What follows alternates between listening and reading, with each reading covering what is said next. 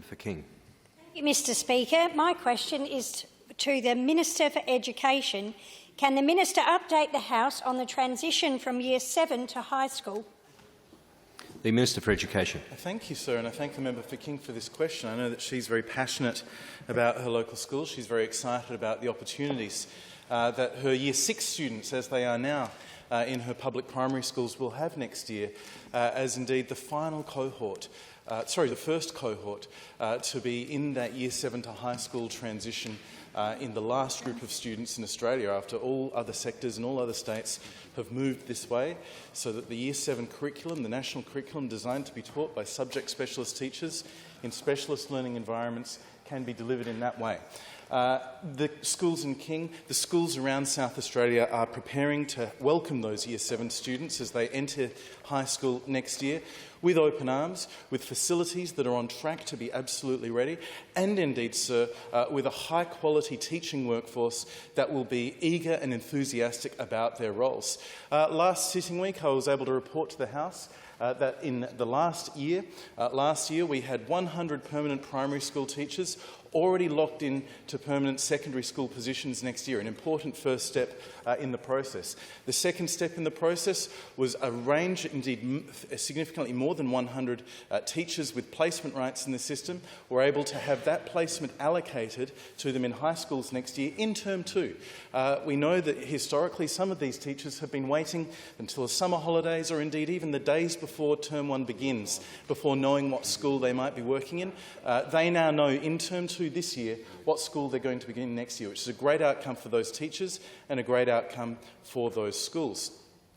Significantly, on Monday this week, closed more than 550 job opportunities for positions, mostly in high schools, also primary schools in the APY lands, and primary positions in our new schools in Aldinga and Angle Vale.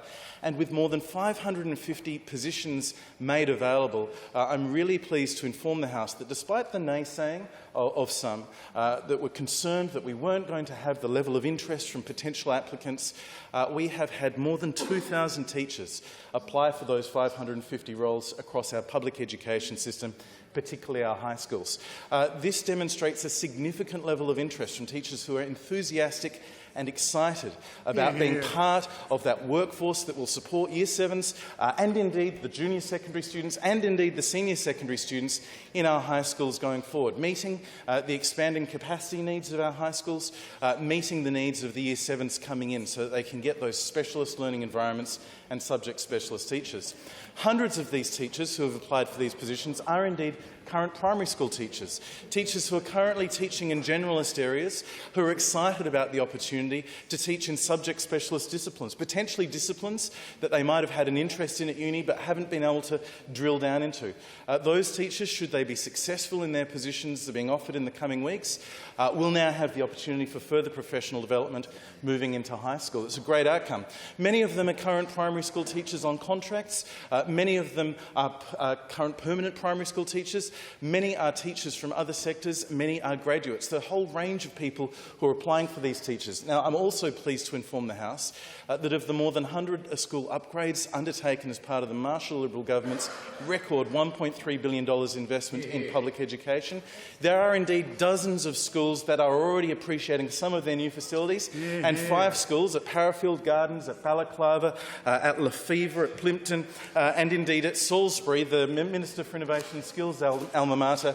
Those projects are already complete. Our schools will be ready for Year 7s to come into high school next year. Our Year 7s will be the beneficiaries of world-class education in the system that values the learning environments that the curriculum is designed to be taught. I can't wait to see what they achieve in the years ahead.